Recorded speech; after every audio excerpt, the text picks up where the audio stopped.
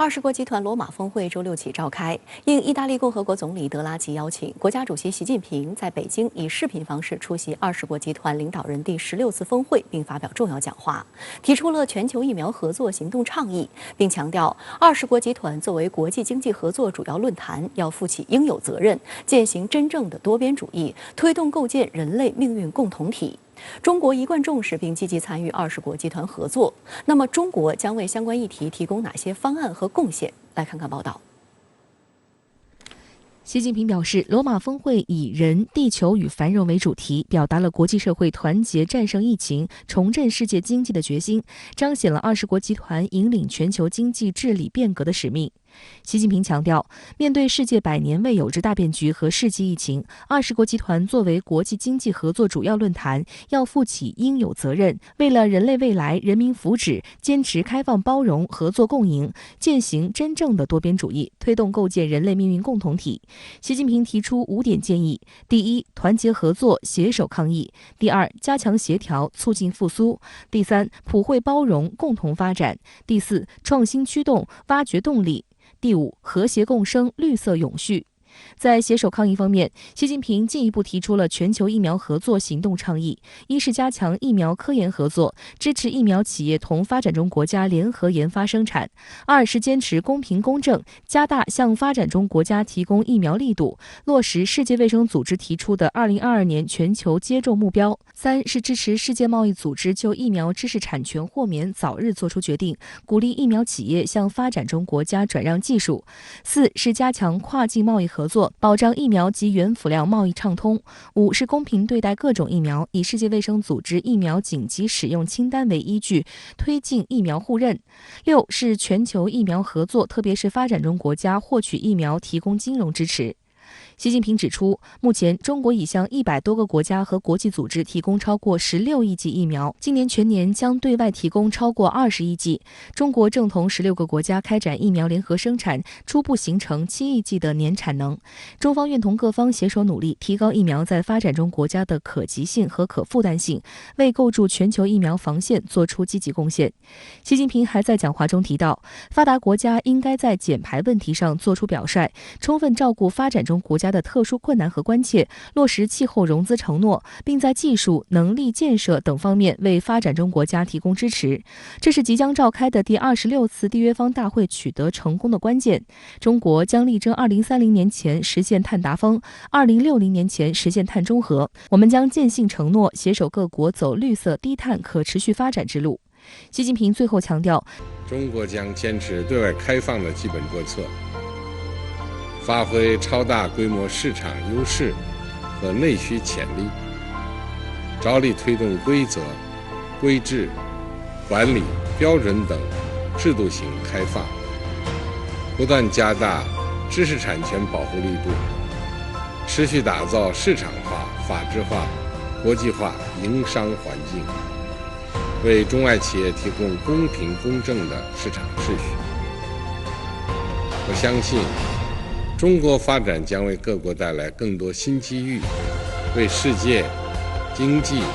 注入更多新动能。中国一直坚持的就是坚持真正的多边主义。那么 G20 也是这个全球经济治理乃至全球治理的一个重要的平台。实际上，这次 G20 的这个主题跟中国一贯所倡导的这个我们说引领塑造全球治理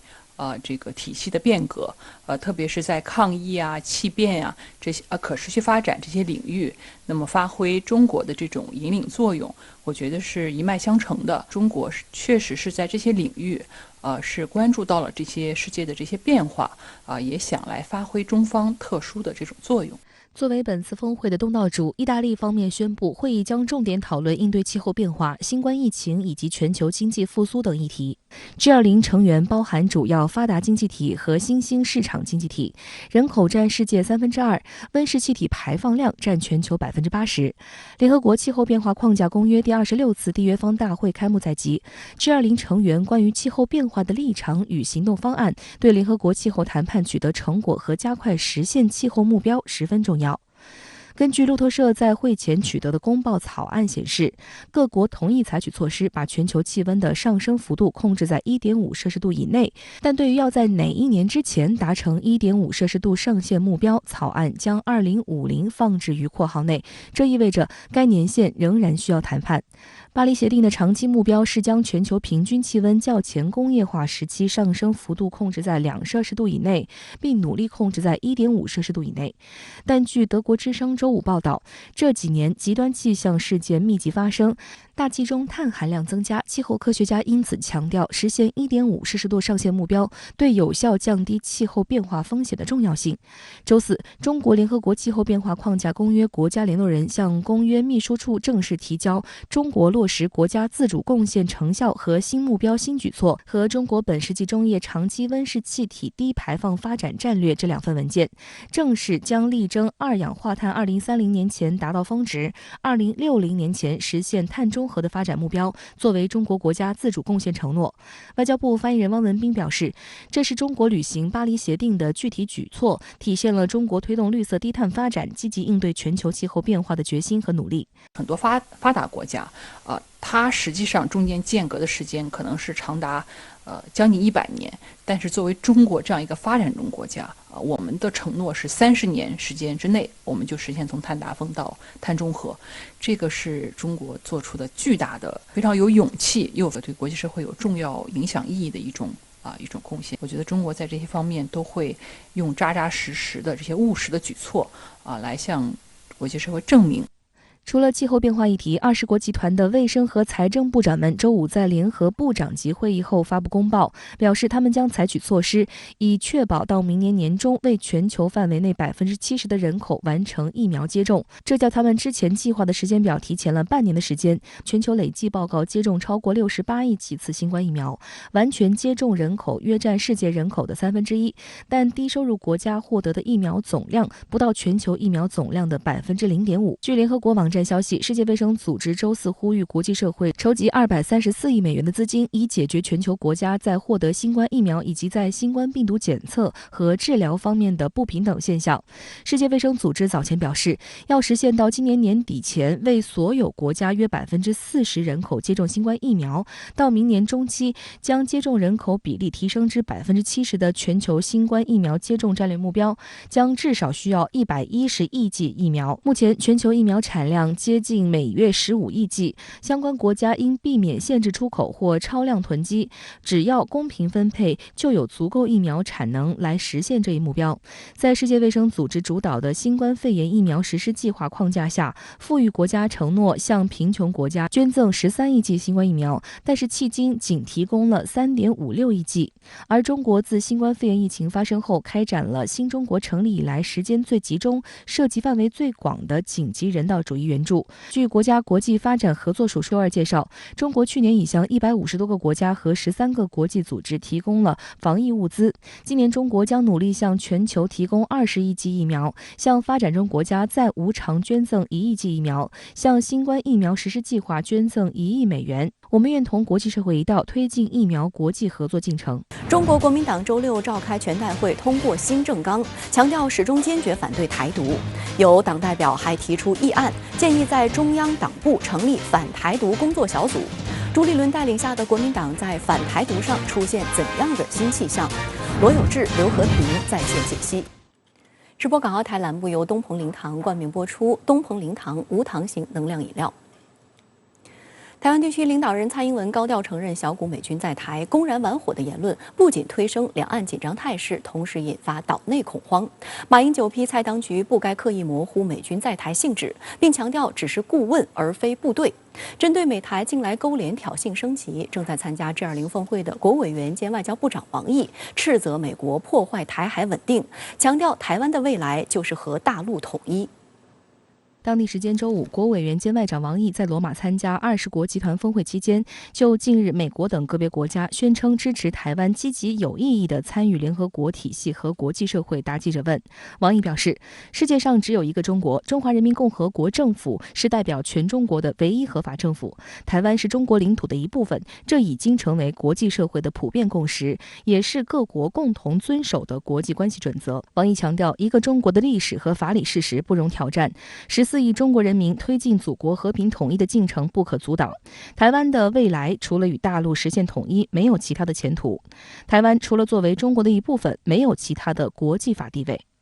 王毅强调，近来美国等个别国家企图在台湾问题上搞突破，这一做法违背了其同中国建交时所做的政治承诺，无视广大会员国在2758号决议中表达的共同意志，是对联合国宪章宗旨和原则的损害，也是对台海和平稳定的破坏。他们在50年前就阻拦不了一个中国原则，在21世纪的今天更不可能得逞。如果一意孤行，必将为此付出应有的代价。现在的这一波操弄呢，实际呢是完全是冲着遏制中国这个目标而来的，甚至呢，他们也许认为呢，在国际舞台上，在国际格局中呢，把台湾当局呢重新纳入到这个体系中来，可能会对中国的民族统一大业呢构成一个非常严重的障碍。但是他们这种操弄要想达到的目标呢，是绝对不可能实现的，而且呢，它只会使得台海局势呢越趋紧张。近来，拜登政府把台湾牌可谓用到了极致。周五，美国在台协会台北办事处处长孙小雅举行上任以来首次记者会，针对蔡英文首度公开证实美军在台一事，孙小雅并未做出评论。对于美国国务院是否派驻更多海军陆战队驻守美国在台协会台北办事处，孙小雅也低调以对，只是表示美方致力协助台维持充足自卫能力。We engage with our partners in Taiwan, on a routine basis to assess vulnerabilities,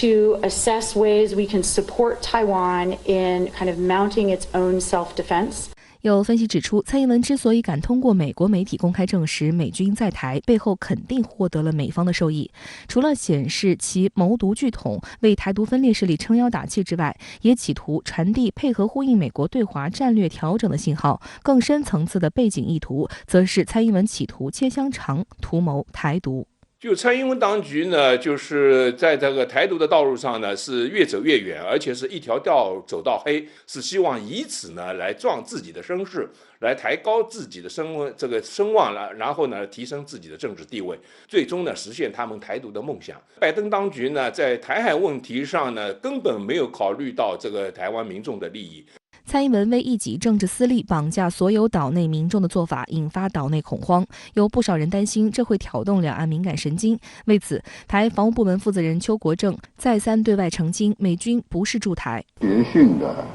不是驻在这样部队进驻的这个驻，那都一个短期的，训完以后就会回去。绝对不是部队进驻。台湾地区前领导人马英九周六上午出席中国国民党全代会，会前被问及蔡英文相关言论会否给台湾带来危机时，马英九批蔡当局不该刻意模糊美军在台性质。确实会造成一些问题，所以一定要非常非常的小心。就我了解，现在在台湾的美军呢，主要是顾问，不是部队。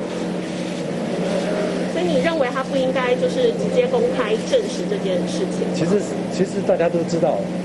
他公不公开没有差别了。不可否认的是，美台之间的军事勾连一直存在。1979年前，美军就曾长期在台湾驻军。据悉，美军顾问团最初将本部设在台湾地区领导人办公室内，后来因为人数快速增加，搬迁至台北信义路上的海军辅助通信营区，也就是原美国中情局驻台北机构。后来，这批房舍成为美国在台协会的办公室。到了上世纪70年代，美国开始推动与中国大陆建立外交关系，那时的顾问团仅具形式。除了人数锐减，也不再提供支援与协助训练。1979年美台断交后，美军顾问团余下的数人陆续离开台湾，有关军售、技术与交流等业务归到新成立的美国在台协会下属的技术组处理。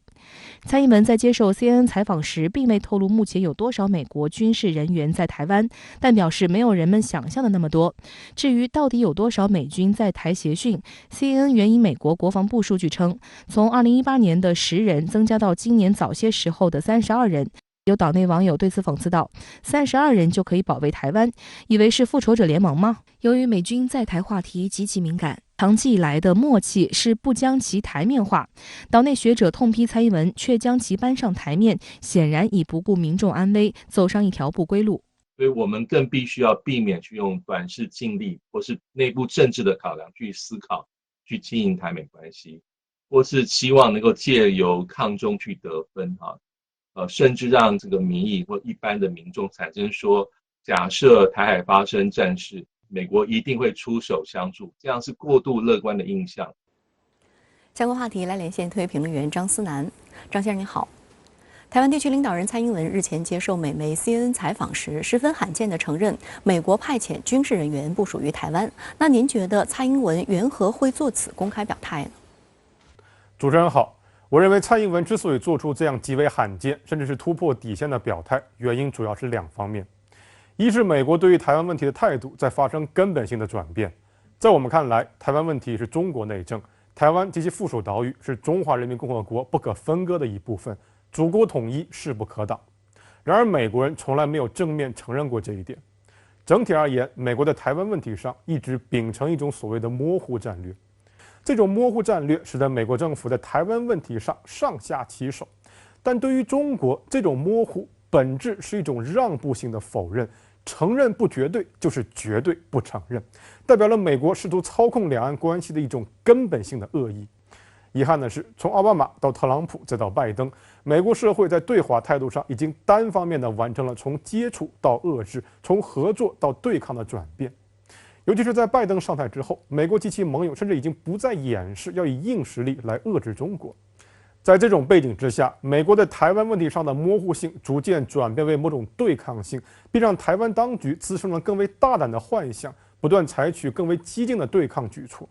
这也是为什么蔡英文宁肯顶着跨过武统红线导致台海生变的压力，也要趁着这波台湾之于美国的战略价值利好，积极向美国纳这个岛内有美军部署的投名状。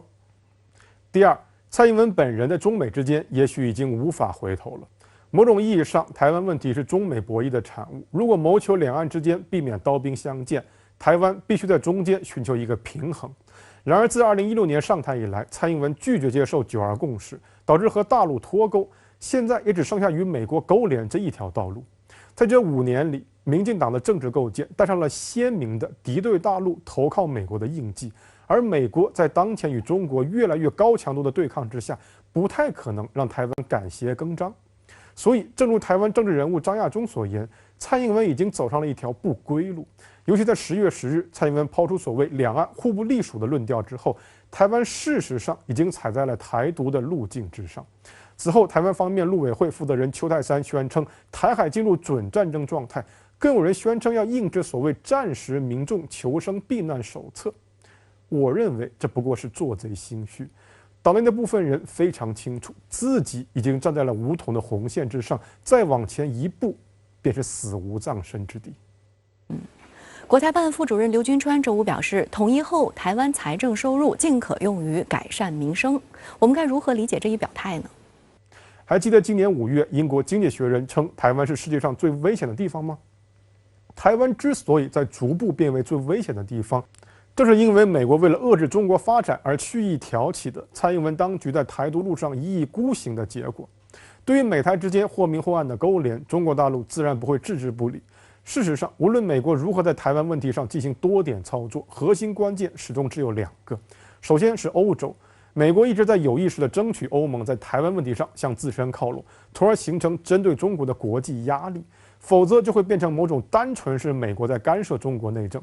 于是我们看到，就在布林肯向国际社会喊话之际，国务委员兼外长王毅在10月27日到29日期间出访希腊、塞尔维亚、阿尔巴尼亚、意大利4国。外界注意到，王毅在抵达欧洲的首日就明确强调，中欧之间的政治基础是一个中国原则。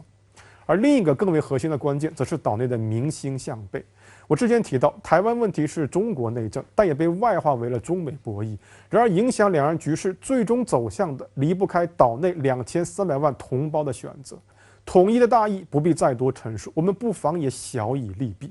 一边是刀兵相见，以武拒统，死路一条；另一边则是另一条道路。台湾民众的经济发展、生活福祉、和平与安宁都会得到保障，乃至是提升。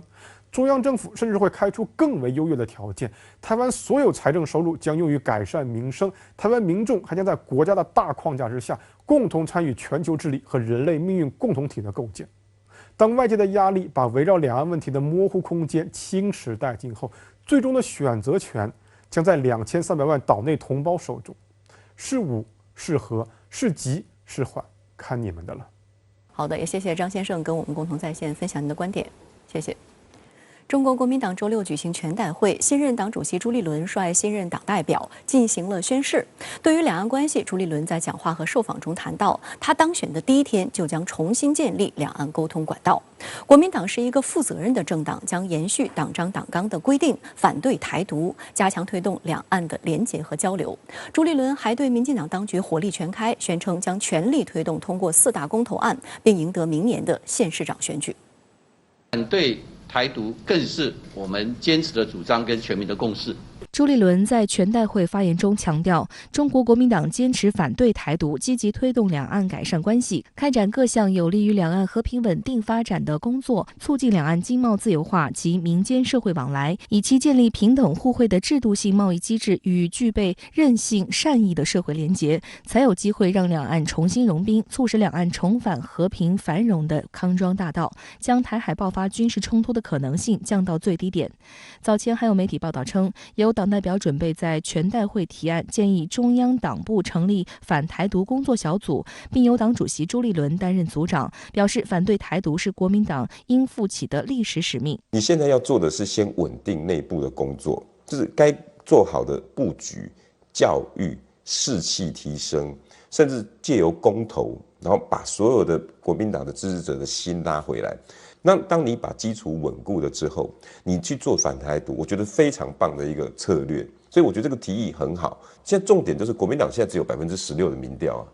你讲什么都不对啊。朱立伦还在会上现场宣布新人事安排，公布了3位国民党副主席人选，分别是嘉义市长黄敏惠、国民党对外关系协会会长夏立言，以及国民党青年发展基金会董事长连胜文。据悉，为因应防疫相关规定，此次国民党全代会首度采用现场并同视频连线方式进行，主场地设于国民党台北中央党部12楼。历任党主席中，吴伯雄、马英九、吴敦义、江启臣来到现场，连战和洪秀柱因身体不适请假。朱立伦当选中国国民党主席后，直接将矛头对准民进党当局，尤其上周六被认为比民进党还绿的台湾激进党籍民意代表陈柏惟罢免案的通过，更是大挫绿营士气。此前因受疫情影响，原定于8月28号进行包括重启核电、反莱猪、真爱早教和公投绑选举的4大公投，改在12月18号举行。朱立伦再次对民进党当局下战书。过去民进党在野的时候提出公投叫做爱台湾，只要他执政跟他有不同意见的就变成害台湾。难道所有公民团体、所有在野政党跟民进党不同意见就是错的吗？党的重要的任务就是为了要赢得选举。接下来面对公投案，面对明年的2022年的每一项挑战，我们都一定要胜选。国民党前主席马英九也在参加全代会时表达了自己对公投的意见。4大公投案，蔡英文说要4个不同意。我觉得4个都同意的话，对台湾的帮助最大。而陈柏惟罢免案的通过，似乎激发了民进党高层高度危机感，发现不能再冷下去。民进党与台当局行政部门官员共同举行会议，将接下来国民党全力推动的4大公投定调全面热战。蔡英文也准备亲上火线。周三在民进党中常会，他宣示态度，首度下达全党备战动员令。所谓4个不同意，台湾更有利行动计划，就是在此次会上通过的。周六，民进党还在桃园市举行首场政策说明会，所有绿营政治大咖披挂上阵，希望压过蓝营气势。朱立伦主席当新北市长的时候，甚至还说，只要他在任的一天，就不会让核四运转。核四的这一张票，我们一定盖不同意，大家说好不好？台行政部门负责人苏贞昌更是使出浑身解数搞气氛，并对国民党大批特批。国民党什么都乱，什么都骂，没有口罩也骂，有口罩也骂，还要把指挥官陈时中拖出去枪毙。台湾《中国时报》称，4大公投中，除了攸关核电家园的反核四是民进党不变的口号外，其余3项都是民进党在野时极力主张的诉求。因此，在当局现在企图说服民众投出4张不同意票，等同打自己耳光。一些原本可能对核电不关心者，如今倒向支持重启核四，很大原因之一就是对蔡当局执政的不信任。因此，蔡对公投的公开喊话显得格外讽刺。台湾联合报也发表社论称，可以预料，蔡当局势必会将4大公投打成蓝绿对决，并升高为意识形态的对立。但这几项公投均非高度政治性议题，而是攸关民生、环保等，基本上无关蓝绿。如果执政者操弄过度，一副趾高气扬状，极可能引起民众嫌恶，而收到更大的反效果。陈柏惟遭到罢免，除了他自身条件太差外，不正是民进党过度介入、升高对立的结果？关于对4大公投的结果预测，岛内智库民意基金会近日公布最新民调显示，反莱猪、真爱早教和公投榜选举3大公投案呈现一面倒，将可顺利过关。重启核四公投也逆转为同意者领先。如果民进党当局没有任何有效作为，4项公投将笃定全数过关。另外，台湾联合新闻网在报道中指出，除所谓公投外，未来还有台中第2选区补选、民意代表林长佐罢免案及2022台湾地区县市选举，公投一役也等同2022选举提前开打。你可以看得到，现在的所谓之前4大公投一定会过的那个民调，看起来是很虚的，看起来是让蓝营士气为之大振。我很怕说在这中间会有破口，国民党如果不能放下身段，还是以前的宫廷文化、大佬心态，我很怕会在重启核四里面成为一个大破口。所以国民党千万不要跟民进党对决，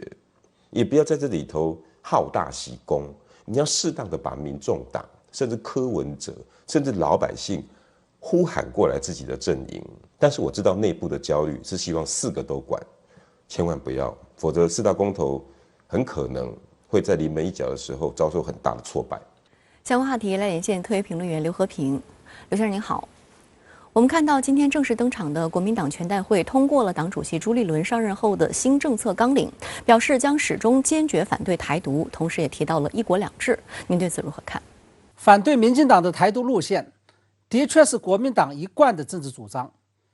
然而，过去的国民党虽然在党纲中表明自己会反对台独，但是对于这一政纲却往往流于形式和纸面化。不仅面对民进党的明独与暗独行为不敢大声说不，而且更没有拿出任何具体有效的反制台独行动。我认为这一次朱立伦带领下的国民党在反对台独上显然是出现了新的气象。在今天通过的新的政策纲领当中进一步强化了反对台独的决心，为此甚至用了始终坚决反对这样一种决绝的语气。我注意到有国民党党代表甚至在这次党代会上提出议案，建议在中央党部成立反台独工作小组，并由党主席朱立伦亲自担任组长。这些都说明这一次国民党在反对台独方面不再仅仅是说一说、喊几句口号而已，而是会拿出实际行动跟民进党硬干了。至于国民党提出反对1国2制，我认为这不仅存在问题，而且在逻辑上似乎也说不通。无论是国民党还是共产党都坚持一个中国原则，这不就是一国吗？共产党始终坚持在两岸统一之后要让台湾保留现有的资本主义制度，也就是国民党在党纲中宣称的那一套，而大陆则坚持自己的社会主义制度，这不就是2制吗？在这种情况下，我不知道国民党究竟在反对什么。很显然，我认为国民党提出反对1国2制是有为反对而反对的成分在里面，也就是在表明始终坚决反对台独之后，朱立伦领导下的国民党仍然担心自己会被扣红帽子，被民进党贴上大陆同路人的标签，于是为了在一定程度上撇清跟中国大陆的关系，国民党的新政纲就选择了左右开弓的做法，也就是既反对台独，也反对一国两制。这样一来，国民党就自认为自己走出了一条既有别于民进党，也有别于共产党的独立自主的两岸路线，于是便能得到主张维持现状，既担心台独会导致两岸开战，也担心统一之后会实行一国两制的多数中间选民的支持。国民党还在今天通过的新政纲中删除了“不统、不独、不武”这样的3不表述，您对此又是如何看？很显然，国民党反对台独与反对两岸开战的主张是一贯且明确的，因此国民党在今天通过的新政纲中删除了“不统、不独、不武”的3不政策，其真正的目的是要删除“不统”这个主张，而删除“不统”至少意味着国民党已经不再简单抗拒两岸统一了，或者至少已经愿意把两岸统一当成未来两岸的选项之一了。在这种情况下，我想许许多多的大陆观众在听到这个消息之后会感到大快人心，甚至是会有长出了一口恶气的感觉。对于大陆观众来说，他们最为反感的就是国民党政纲中的“不统、不独、不武”3不政策，甚至认为过去几十年来，两岸之所以迟迟无法实现统一，这背后的幺蛾子就出在3不政策上。它等于是一套紧箍咒套在了两岸关系头上，让两岸看不到统一的希望。为此，不少大陆观众甚至至今仍然不肯定、不接受，甚至是不能原谅提出3不政策的马英九。当然了，大家也要看到，朱立伦带领下的国民党虽然在新政纲中删除了“不统”这个字眼，但他们对待两岸统一的态度跟大陆还是有比较大的区别的。国民党删除“不统”只是表示他们愿意笼统，也就是愿意允许和包容统一选项的存在。这个做法显然还是相对消极的，它跟中国大陆把统一当成唯一选项，并坚定地促进两岸统一的积极态度还是有着相当大的温差的。也就是说，国民党新政纲中的两岸政策虽然正在向大陆反独促统的两岸路线靠近，但二者在态度上还是有区别的。国民党通过的新政策纲领还表示，将推动海峡两岸在9·2共识、一中各表的基础上，由求同存异进一步走向求同尊异。那您觉得求同存异与求同尊异两者的区别在哪里？我想在回答您这个问题之前呢，我们首先必须要明白另外一个东西，也就是求同存异这个说法，最早是在大陆方面率先提出来并反复强调的。后来国民党方面在面对大陆的时候，也会经常使用求同存异这样一个成语。但是我要说的是，虽然共产党与国民党都在使用求同存异这个成语，但是两者之间的内涵却是有着天壤之别的。对此我们千万不能够张冠李戴，混为一谈。共产党强调求同存异，指的是两岸要求一国的同，而保留两岸在政治制度、意识形态与价值观念上的差异，也就是大陆承认台湾人民选择和认可的资本主义制度与意识形态价值观念，而台湾也应该承认大陆所选择的社会主义道路及其意识形态价值观念。而国民党所说的求同存异，指的是两岸可以在一中原则上求同，但是对于一中的具体内涵，这应该存异。也就是大陆认为一中指的是中华人民共和国，而台湾方面则认为一中指的是那个在历史上曾经存在过，但后来败退到台湾，大陆也不承认的那个名号。那么在这种情况下，朱立伦把求同存异改为求同尊异，这是对大陆提出了更高的要求，即大陆不仅要承认所谓中华民国存在的事实，而且要尊重所谓中华民国存在的事实。显然对大陆来说，这样的尊异是不可以接受的。好的，也谢谢刘先生跟我们共同在线分享您的观点，谢谢。近期国内疫情处于较高流行水平，截至周五24时，近14天内，全国有14个省份报告新增本土确诊病例或无症状感染者。本轮疫情呈现哪些特点？还有多久才能得到有效控制？而此次疫情的快速发展又暴露出哪些问题？未来应该如何堵上漏洞？来看看报道。